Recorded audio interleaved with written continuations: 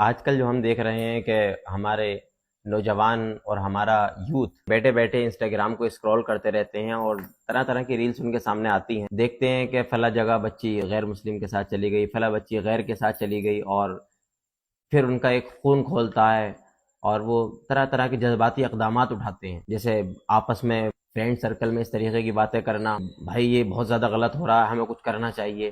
لیکن وہ سب اسی وقت تک رہتا ہے جب تک گفتگو چل رہی ہوتی ہے، صرف اسی وقت تک محدود رہتی ہے. لیکن سمجھنا یہ ہے کہ اس میں کہیں نہ کہیں ہماری کمیاں ہیں، کیونکہ ہم خود لاپرواہ ہیں. ہم دیکھتے ہیں ہماری ہی بچیاں ہیں، ہم دوسرے کی بچیوں پر دیکھ کر ہمارا خون بھی کھول رہا ہے، تبصرے بھی ہو رہے ہیں، لیکن ہماری خود کی بچیاں ہم دیکھتے ہیں اسکول کے اندر جا رہی ہیں، کالج کے اندر جا رہی ہیں، بالکل لاپرواہ ہیں. اس وقت میں ضرورت یہ ہے کہ ہمارا ینگ جو طبقہ ہے، ہمارے نوجوان جو بھائی ہیں، تو اس کو ہوش میں آنے کی ضرورت ہے. یہ ہوش میں آئے اور اپنی بہنوں کے لیے، اپنی قوم کے لیے قدم اٹھائے. اور قدم اٹھانے کا مطلب یہ نہیں ہے کہ ہم کسی ایک محاذ پر جائیں، ہم کسی جنگ پر جائیں، ہم کسی لڑائی پر جائیں، ہم کسی فتنے کا شکار ہوں، ہم کسی فساد کو برپا کریں. مقصد یہ نہیں ہے. مسئلہ یہ ہے کہ ہم اس ارتداد کی آندھی سے بچانے کے لیے، قوم کے لیے کیا کچھ کر سکتے ہیں. ہمیں ضرورت ہے کہ ہم ایسے ٹیوشن سینٹرز قائم کریں جہاں پر بچیاں، ہم دیکھتے ہیں کہ اسکول کے بعد ایک ٹیوشنز کا ماحول بنا ہوا ہے، تو بچیاں ہمارے اپنے ماحول کے اندر، دینی ماحول کے اندر، اسلامک پیٹرن کے اوپر بچیاں ٹیوشنز لیں. بچیاں ایسے ماحول کے اندر رہیں جہاں پر ان کو بددینی اور ارتداد کے شکار ہونے سے بچایا جا سکے. لیکن ہمارے خود نوجوانوں کو دیکھا جاتا ہے کہ وہ ایسے ٹیوشن سینٹر کے باہر صرف اس لیے چکر لگاتے ہیں کہ وہ کسی نہ کسی لڑکی کو اپنا شکار بنا لیں. تو میں تو زیادہ ذمہ دار ٹھہراتا ہوں ہمارے والدین کو، کہ ہمارے والدین کی زیادہ کمیاں اس میں نظر آتی ہے.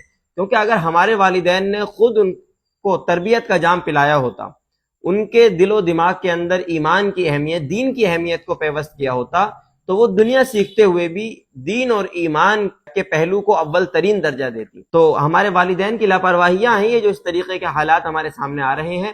ابھی بھی وقت ہے کہ اگر ہمارے والدین نے اگر قدم نہیں اٹھائے تو آنے والا وقت وہ دیکھیں گے کہ اپنی نسلوں کو پہچاننے سے، اپنی نسلوں کو اپنانے سے انکار کریں گے. اور ہم آس پاس میں اپنے بعض جگہوں پر یہ چیز دیکھ رہے ہیں کہ ہمارے والدین اپنی بچیوں کو اپنانے سے ہی انکار کر رہے ہیں. وجہ کیا ہے؟ ان کی تربیت میں لاپرواہی، اور اس کا دوش وہ دوسروں کو دے رہے ہیں، اس کا دوشی دوسروں کو قرار دے رہے ہیں وہ. تو اس سے کوئی فائدہ نہیں ہے. ہمیں اس پر خود قدم اٹھانے پڑیں گے. اپنی بچیوں کے لیے تربیت گاہ کا انتظام کرنا پڑے گا، اپنے گھر کو تربیت گاہ بنایا جائے، ورنہ جو قریبی تربیت گاہ ہو اس کے اندر بچیوں کو جو ہے کنیکٹ کیا جائے. ان کے لیے ٹیوشنز کا باقاعدہ ایک شاندار ماحول، جو پردے کا ماحول ہو، جو دینی ماحول ہو، ایسے ماحول میں ان کے ٹیوشن دیا جائے. ہمارا مقصد دنیا کمانا یا دنیا کو حاصل کرنا نہیں ہے. مقصد ہمارا یہ ہے کہ دنیا کے اندر کی رنگینیوں کے ساتھ ساتھ جینا، اور اسی درمیان اللہ رب العزت اور اس کی دی ہوئی عظیم ترین نعمت ایمان کو قائم رکھا جائے، مرتے دم تک قائم رکھا جائے. یہ ہمارا اہم فریضہ ہے. اور ہمیں بھیجنے کا مقصد ہی دنیا کے اندر یہ ہے، کنتم خیر امۃ اخرجت للناس تأمرون بالمعروف وتنہون عن المنکر.